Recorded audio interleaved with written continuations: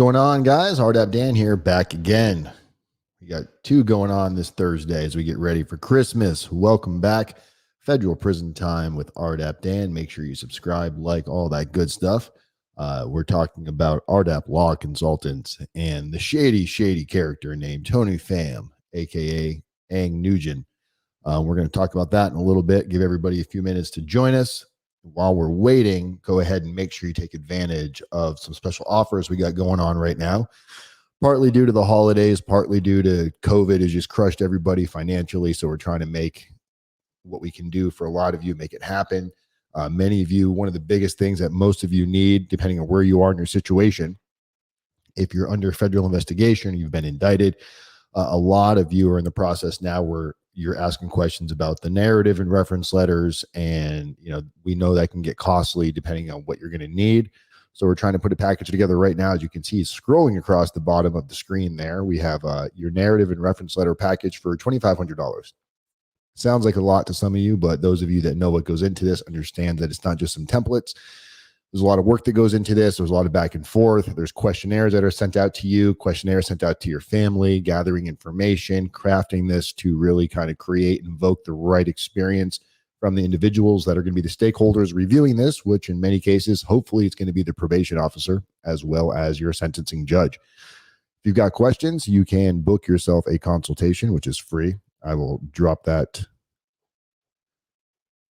I'm blocking my field of view, but I just dropped the free consultation link in the live chat there. Don't forget to subscribe and all that fun stuff. We'll give a few more minutes here. It looks like we got a few people joining us. If you're on here right now, go ahead and drop a comment, say hi in the live chat. Let us know where you're from. If you're a first-time viewer, what we talk about on this channel is pretty much anything relating to the federal prison system, whether you're getting ready to go into the feds, you've got questions about the feds, you've got a loved one in the feds, shortening your time, whether it be through compassionate release, RDAP, residential drug abuse program, which is really going to be the topic of today, especially with RDAP law consultants, which really caused a lot of grief for a lot of consultants, because I think criminal defense attorneys and other legalese in the industry probably thought that everybody that's a consultant was doing exactly what RDAP law consultants were doing. Tony Pham, what a piece of work that guy is. I've had the unfortunate pleasure of speaking with him and his cronies many times, to the point where we were going back and forth. I'm that guy that just kind of pokes and pokes and pokes, and I don't really mind getting mauled from time to time. They had created a fake website, or some kind of a prison consulting review website, where they just put these erroneous reviews about RDAP Dan, and they've gone on Google review and Yelp and all these other places and made up these reviews as pretending to be customers, saying, all kinds of stuff. And I knew that was going to be part of what was coming my way for taking a stand. But when you get so many calls and emails and text messages from individuals that hired them and were told to do such illegal things, and even if it wasn't illegal in some cases, just so not moral at all, the ethics that these guys were breaking to basically just take money from people. They got millions of dollars over the course of their run before the feds finally dropped the hammer on these fools. But finally, we know Tony's going to prison. He was sentenced to 6 years. Tony Pham, which many of you know him as Anh Nguyen. That's not his real name. That was his fake name. I don't even know if any of the pictures online are real about this guy. He was just a complete bogus, phony bum, that was just out there. And the thing is he went through the prison system. He went through RDAP. He learned the tools, and clearly he just conned and scammed, and now he's going back to prison. But guess what, Tony? You can't do RDAP again, unless you failed and didn't graduate the first time, which I guess I never took the time to look on that. But yeah, don't forget to get a hold of our letter package here if it's something you want to talk about. And, we have financing type options for individuals and all different, we can really make something work for anybody's budget. So do yourself a favor and book a consultation as we jump into today's video. Many of you may have seen a new name on the scene in the last, year and a half or whatever. Lynn Espejo. She was one of the victims of RDAP law consultants. She got taken advantage of, and she reached out to me, and we kind of concocted a plan to try to get her money back, which we did. We did get her money back. And a lot of people got their money back before they got in trouble, because what they would do is when people would call them up and call them out on their bullshit, they would give the money back because they were afraid of people reporting them. But for those of you that are trying to get your money back now, I don't think you'll ever get a penny back. I'm sure the feds took all their money, and I still get calls to this day saying, hey, I saw your video on RDAP Law Consultants. I've been trying to get a hold of these guys. And it's like, yeah, you're not going to get a hold of these guys as they're sitting in prison. Tony Pham is actually still out on pretrial right now. He's not in prison. He's self-surrenders. I want to say January or February. It's in Pacer. It's public information. But he's got to be just like, fuck, it's not worth it. Tony, you should have called me. I probably would have. You know, honestly, if the guy called me up and he was truly remorseful and was willing to come on and share his story about, you know, how he got greedy and he allowed himself to kind of, you know, cannibalize the system and go after people and go after their fears. And I may have spoken to him, and, you know, I'm not going to say what he did was ever going to be forgiven, but we all make mistakes, right? Nobody's beyond forgiveness if they want to do the right thing. But if you're trying to get into RDAP, and RDAP is something that is going to be in your interest, and you think that maybe you have qualifying factors for RDAP, anybody you talk to, any consultant you talk to, an attorney you talk to, if they're telling you to do things like pretend to go to the doctor and pretend to have symptoms like this, tell them that you're having withdrawals, take these types of medications to dilate your eyes. They were telling individuals, take this type of medication before you arrive to the BOP, before you self-surrender, show up drunk, things like this, to make it seem like you're going through withdrawals to try to assist getting in the program. The problem is usually this isn't going to work for a couple of reasons. One, it's just fucking nuts to think that somebody would even try that. Two, a lot of the predetermining factors of getting into the program have to do with what goes into your pre-sentence interview and what ends up on that report that the probation officer, when he interviews you, when he finalizes that report, there's a substance abuse section on there. And if you weren't mentioning substance abuse during the time of your probation report, and then all of a sudden you show up to prison drunk, it's probably not really going to do you any good. It might just get you in trouble. It might put you into a special housing unit. It might change your custody level. You might go to the SHU. You don't know what's going to happen. And the BOP is not dumb. They're on to this kind of a con, this kind of a scam. RDAP Law Consultants aren't the first people to try this. They're just the first ones that really made it their primary business. Like, it was their only business. They didn't do anything else. They were RDAP Law Consultants. They had this phony website with all of these attorneys listed on there. And me and my staff, over the span of about a month, spent a couple of hours a week really kind of drilling through their website and contacting all of these attorneys. And some of them were out of business. They were disconnected phone numbers. And then we got a hold of a lot of them, and they were like, RDAP who? They didn't even know they were on this website. And I think what RDAP Law Consultants really did, and Tony was one of the lead managing members over there. That's why I focus on him. He seemed to be the one that most people ended up speaking to, at least initially. He's the one that sold them the bill of goods, sold the client the bill of goods. And these attorneys had no clue. So my belief is they were just banking on complacency, that most people weren't going to check. They were just like, oh, wow, look at this fancy website with attorneys. They were just, I think originally they were just RDAP Consultants, or I forgot what the original name was, and they changed it to RDAP Law Consultants. Like, they were a law firm. They weren't affiliated to any attorneys other than probably getting sued by a lot of attorneys. And they really, really did kind of strike people down bad, man. And some of these people I spoke to, $30,000, $40,000, $50,000. And then you'd see fees as low as $2,000, $3,000 for the same thing, for the same blanket service. So I believe they just really targeted people, and they based what they were going to charge on.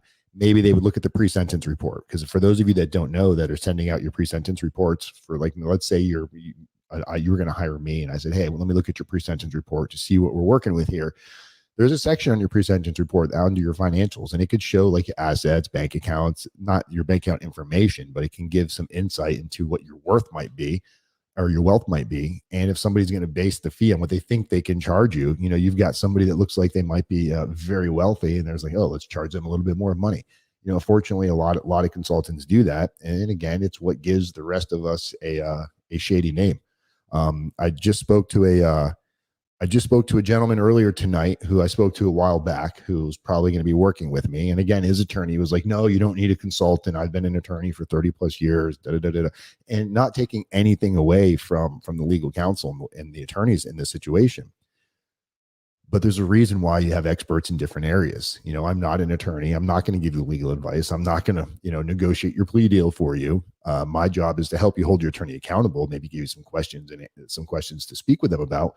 But we focus on topics that they generally, I'm not going to say all attorneys, but generally don't focus on. And when you start dealing with egos and things like this that kind of get in the way, many attorneys, when you start telling them, well, I'm going to hire this guy to help me with my narrative, my reference letter. So don't worry, we're going to cover that, and meanwhile, they probably haven't mentioned it to you once until you brought it up to them. And you might already be like at the point of, or you did your plea, you're getting ready to do your plea, or maybe you've already done your pre-sentence report and they haven't even mentioned it to you.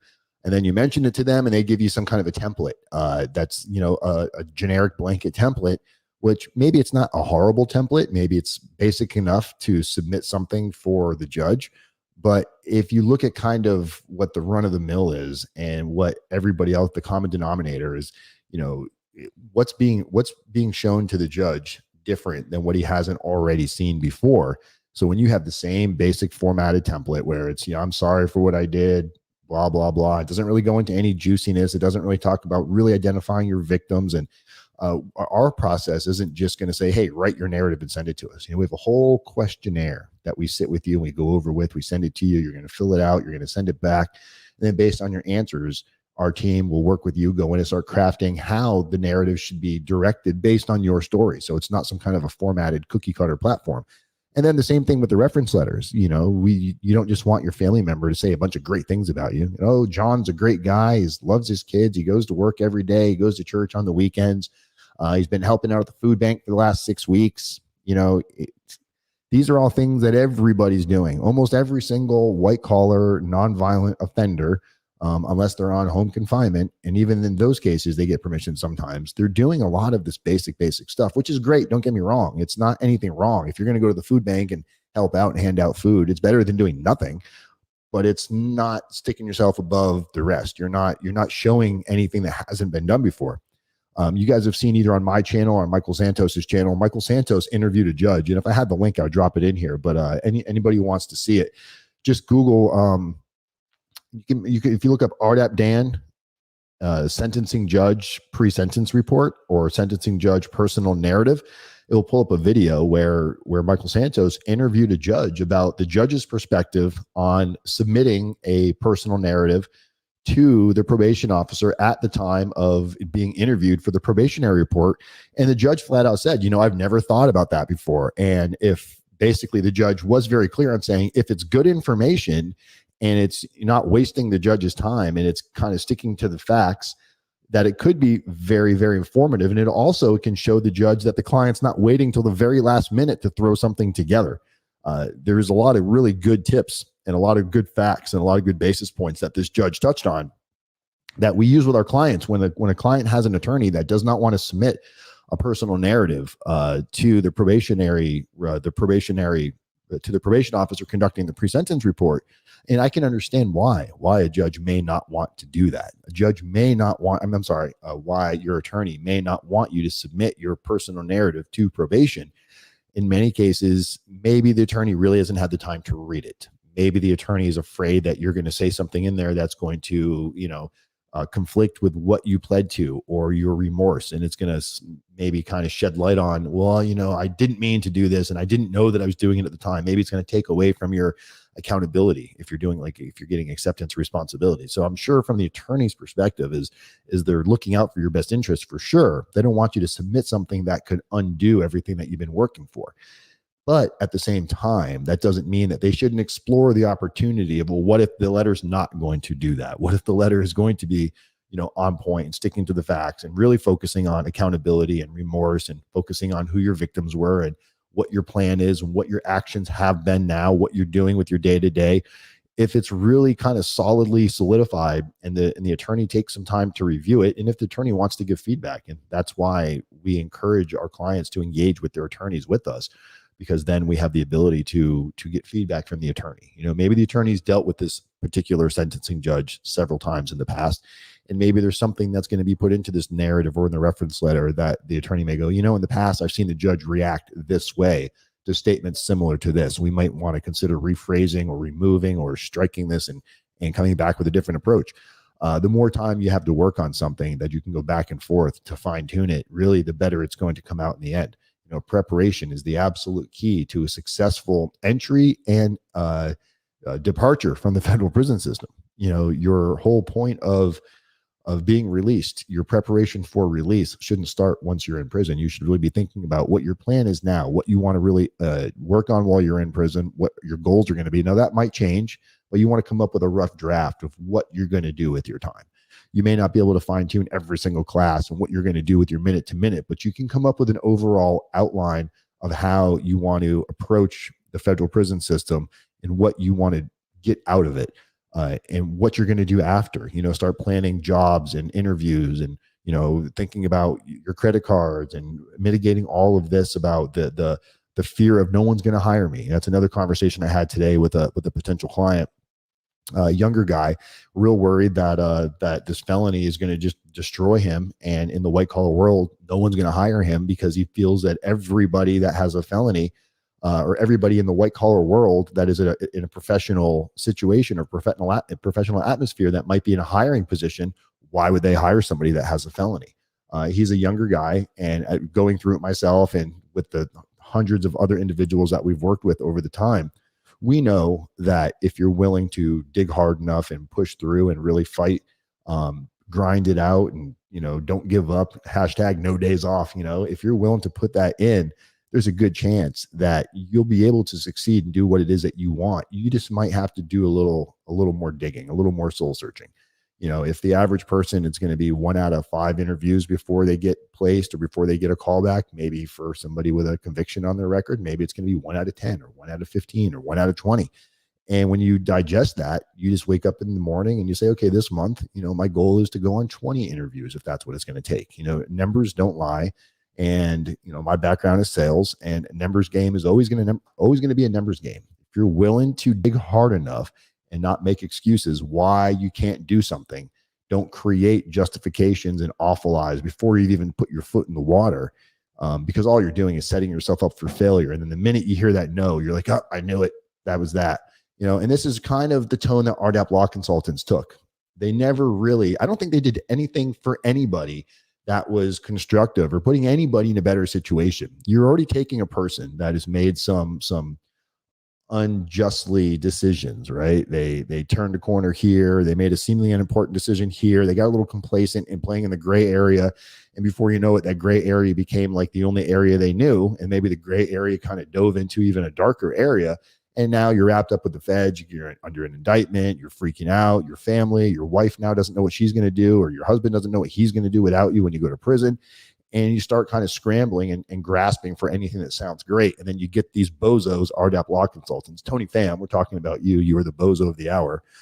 You get the bozo Tony Pham on the phone, and he basically says, oh, don't worry about it. And you're already in the mindset of whatever it's going to take to get yourself out of the situation. And then they kind of lead you down a path of more poor decision making and more issues that can end up causing you could get in trouble. You know, now you're the one that's submitting documentation to maybe a probation officer, submitting documentation to a court. Maybe you're going to submit something to the court based on what Tony told you, or you're going to submit something to the BOP when you show up and they find out this is falsified. Now you get new charges for falsifying documentation. Was your intent to continue to be, you know, this type of person? No, but you allowed yourself to follow the same path that probably got you under federal indictment to begin with. So it's real important to question yourself, you know, what are you trying to get out of this? And a lot of times with the white collar guys, it's a little harder than it is for the other people, because white collar individuals really are used to kind of being the shot makers, the shot callers, the ones that are kind of in charge. Nobody tells them anything. They're able to do what they want when they want. People kind of look up to them in awe. Maybe they employ several people, so they've got, you know, all of these complexes that have been developed over time, which is not necessarily a bad thing. It allowed you to do what you needed to do to become who you are. But when you're going through this, now you're getting some idiot like Tony Pham who is catering to that and making it sound like, oh, you know, you're going to be able to do this. You're going to look the part. you don't look like the rest of these I mean, if you saw the emails that Tony Pham and his bums would send out to clients in black and white, I mean, it's surprising how the feds didn't bust them sooner, because the fraud they were committing, they weren't even trying to do this sneaky. They were like out on Front Street with it. They were emailing, when you show up to the BOP, make sure you take this type of a medication so your eyes are dilated. I mean, it's like, okay, are you asking yourself to get hit? And that's why it was so frustrating when I would get these calls from these clients telling me this stuff. And at first I didn't believe it. I'm like, there's no way a prison consultant, even if they were saying this stuff over the phone, there's no way that they would send this in writing. I mean, how dumb can you be, Tony Pham? Dumb. And that's how dumb they were. They were so cavalier and thought they were so effing untouchable that they were just sending these things to clients. And that hurts what I do for a living, because they're like, well, why would we hire Dan when RDAP Law Consultants is promising a money back guarantee? Okay. Well, how good is that money back guarantee now, guys? And you can't even get a hold of him because the guy's in prison. So you're out thousands of dollars. You might be afraid right now that you fraudulently submitted documentation. So it didn't help your situation at all. And for those of you that got away with it and you got into RDAP and you got out, well, count your blessings and really look at that as a cautionary tale that you got lucky that you snuck through. But Tony Pham somehow snuck through RDAP, and now his punk butt is going right back in there. And I hope he's not treated too kindly in there, unless this guy really turns around and makes, hopefully goes in there during lockdowns and in solitary confinement, because he ruined a lot of people's lives and caused a lot of people a lot of money. Some of these people didn't have the money. They were already stressed. They were already borrowing money, taking loans, borrowing money from friends and family. And I know individuals. I know a guy that owns a food company in Boca Raton. I won't say the name. Owns a food company in Boca Raton, a food delivery company, or delivers food to your house. This guy is such a con artist. He's messed over my best friend really bad, who is his partner. And the stuff that he's doing is so blatantly tax fraud. He's evading taxes so bad. He's paying everything out. He's paying for, $7,000 apartment out of his business account, so he doesn't have to pay taxes on it. He's writing it off as a business expense. He's $4,000 car payment, $1 million in the hole with the IRS. And he just continues to go on like this because, again, he's got this Napoleon complex where he's being so cavalier, and he's been getting away with it for so long that he just figures he's always going to be able to do this. These types of individuals, these narcissists that think like this, they forget that they're not the smartest one in the room. What they don't realize is that people are just tired of calling them out on their bullshit. So they just let them skate by. But once you get into the grasp of like the federal government or the IRS does an investigation on you, a criminal investigation, it's game over. Your fucking excuses and I paid this out of this, or, it's just 1 + 1 is not going to add up. You're not going to be able to back up all this stuff because you've been doing it the wrong way the entire time. And people have probably told you, and you just didn't want to hear it until you get caught, and you're going to be such a victim and you didn't know any better. Come on. This is why so many people get in trouble. I'm not going to say the feds don't overreach and that the feds don't take advantage of individuals. We did a video on Jenna Ryan earlier today. She self-surrendered. She started her prison sentence over at Bryan, Texas. Is she a hardened criminal? Of course not. She's just not that fucking bright when she couldn't stay out of the spotlight, couldn't shut her mouth. Well, you've got people that just can't help it. They have to be in the spotlight all the time. They got to be the ones with all the answers. How do I know this? Because I was that guy. I might still be that guy. I just try to become much more aware of what my thinking can create in damaging consequences. I don't want to go back to prison. I don't want to tell my kids again I'm going to prison. I've rebuilt my relationship with my daughters. It's awesome now. My oldest daughter, Caitlin, she's 21 now. She's an amazing tattoo artist. She's got her own tattoo studio in New York City. She's killing it. She's doing better than most adults that I know. And she very easily could have taken advantage of this whole COVID thing and just milked it for what it's worth. But she decided to grind and hustle, and she was doing tattoos on the side, and she got good at it, and more people were engaging with her. She went and took on a studio. Nothing's cheap in New York City. She's got a studio in New York City. She lives by herself. She's got her own apartment. She's 21 years old, and she's not calling me asking for money. I mean, I wish I was that good as a child when I was 21. And there was a time when my daughter was younger where I was like, man, I don't know if she's going to make it in the real world. And here she is, thriving, blowing past people double her age.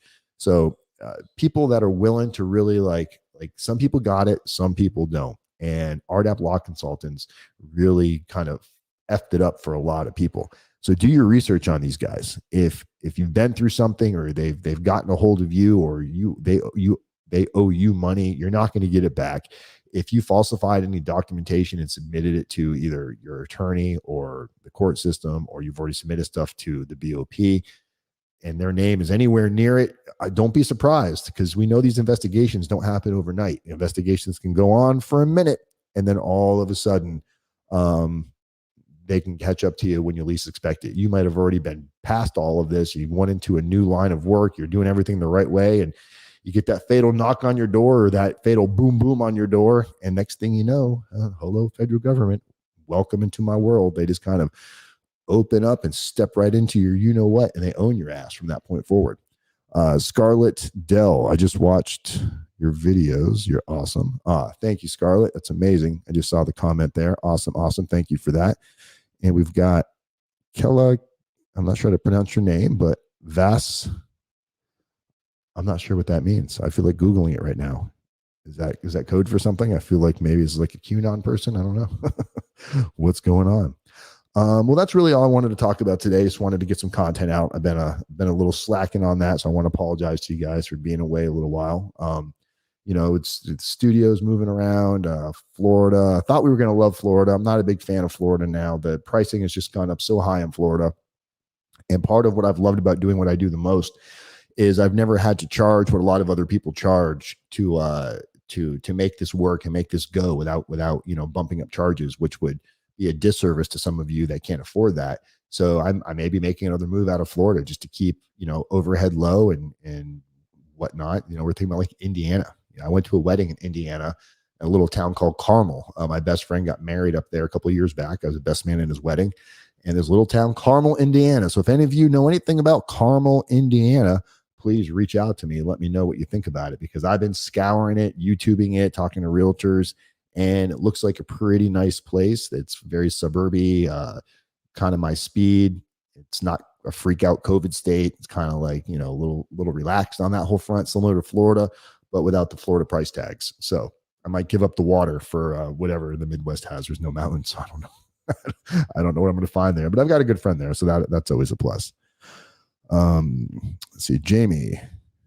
Hey, Jamie, how you doing? You said it so well. I think some people just cannot help themselves and always think they can get away with it. Yeah, just one more time. That's it, brother. That's in a nutshell. That's really one of the biggest killers on people. And it sucks. It really does suck, because what do you do? What do you do once you're already caught up in the web? The best thing you can do is just own it. When you get caught, don't sit there and try to dig out of the spider web, because human nature has told us that these little bugs don't get out of the spider web. They just entangle themselves further, and then the little spider comes and eats you. So don't get eaten by the government. Kind of serve yourself up in a way that they're not going to want to eat all of you. They're going to want to spit you back out and catch and release kind of a thing. These metaphors just get ridiculous. I don't know.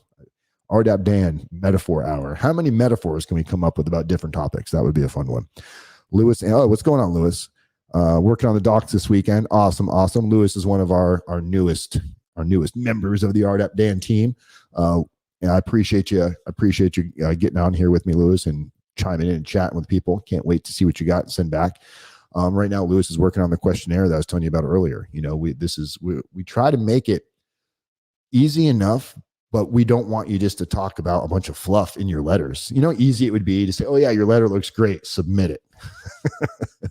No, that would be the easy way. We actually take time, and we put time and effort. We work with our clients. We go over, and if your friends and family aren't sure what's supposed to go in their narrative, even after we send them the questionnaires, if they're not really sure, we do Zoom calls. We get on the phone one-on-one. We'll talk to them, kind of give them a better perspective of what the point of this narrative is, because it's really hard for like a wife or a child. Maybe you have a 14-year-old daughter or something that you want to write one of your reference letters for you. And you think your 14-year-old daughter wants to say, I can't believe my father has put me in this situation where now I have to explain to my friends that my father's going to federal prison. I have to explain why we're moving out of our, beautiful home and we're moving into an apartment, or we're moving in with my grandparents because we can't afford anything because the feds took all of our money. It's not your kid's fault that this happened, but yet they're paying the price along with what you did, what your choices were, are dominoing and affecting all of these people. And when you start to tap into the narrative and the reference letters, the digging deep on the accountability, we're talking like peel back the layer. What you think accountability is on the surface layer, it's not real accountability. That's just some bullshit you told yourself you're being accountable for, but it's not real for most of the time anyway. Sometimes we see some genuine accountability out of the gate, but usually a couple of weeks into it, going back and forth and kind of like, having the hard conversation over and over and over and over again, you start to see these connections being made where it's like this epiphany happens. Yesterday with our client, we were doing an in-house interview where he was on home confinement. So we brought all the equipment and went down there and did an interview at his house in Plantation, Florida, and met his wife. His wife's an awesome woman, very hospitality. Her hospitality was amazing. Cookies and just one of those just really like good, wholesome women that, but not shy and not timid, not mousy. And she took the dog and went, I think, to her daughter's house or something, so we could sit and do the interview kind of in quiet. And, he hasn't really had the real conversation with his family. Like, how has this really affected you? Giving them that opportunity to really speak. So we're talking about the opportunity of maybe sitting him and his wife down and doing an interview with both of them, or having them like across the table, talking it throughout themselves and allowing her to express the emotions of the effect that this has really had on her. The whole life changes, man. I don't care what your life was. I don't care if you were a millionaire, you're 100,000aire, you were making $30,000 a year.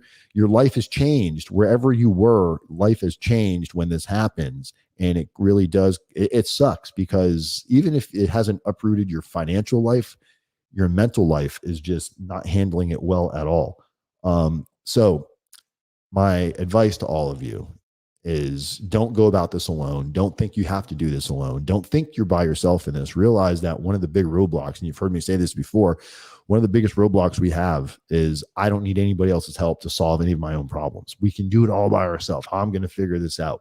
And if you sit down and ask for help, oh my God, you'd be surprised at how humbling that feels. And it just lifts off. You'll feel yourself crying. You'll feel heat releasing from your body. You'll sleep better at night.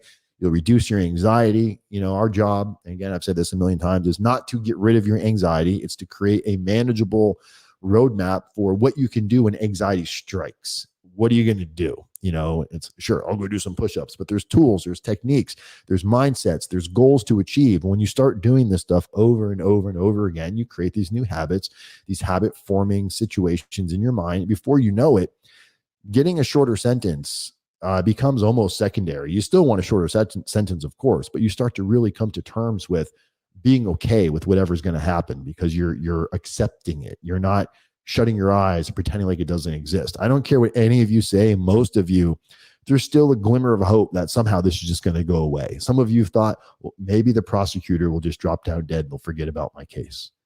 Maybe QAnon will take over the government and they'll erase all points of data and my file will just get deleted like in some movie. And even though it sounds crazy and ludicrous to say that, these thoughts go through your mind. It 100% does. You're like, how is the universe going to correct this? I'm not a bad person. I didn't murder anybody. Somehow the universe is going to correct itself and realize I am not the type of person that should be spending time in federal prison. Well, reality check. Absolutely, you are the type of person that spends time in federal prison. You're just not the type that really makes the showcase too much because there's not much of a story about, your white collar, non-violent offender. It doesn't make much for media, but really good people make mistakes every day. And those really good people go to prison every single day. Look at all the prison consultants out there, Michael Santos, Justin Perperny, myself, Larry Levine, all these other people, Holly Coleman. None of these are bad people. Well, maybe one of those names is kind of douchey, the big guy. Anyway, we'll leave that one alone, but it doesn't mean he's a bad guy. You can be a douchebag and not be bad. But my point is all these people went to prison and they weren't horrible people. They weren't monsters. Justin Perperny was a stockbroker, made some bad choices, ended up going to federal prison for it, reformed himself, helps others now. Michael Santos, I think he was drug running or cocaine or something way back when. And that man did more time than most of us. He did more years than most of you will do months or weeks in some cases. And by looking at him and hearing him talk, you never know he went to prison. But he redefined himself and recalibrated while he was there. He used his time to his benefit and became a mentor. He was a mentee, became a mentor, and now helps people. And he's been all over the place, traveling different businesses, making probably more money he's ever made being legal.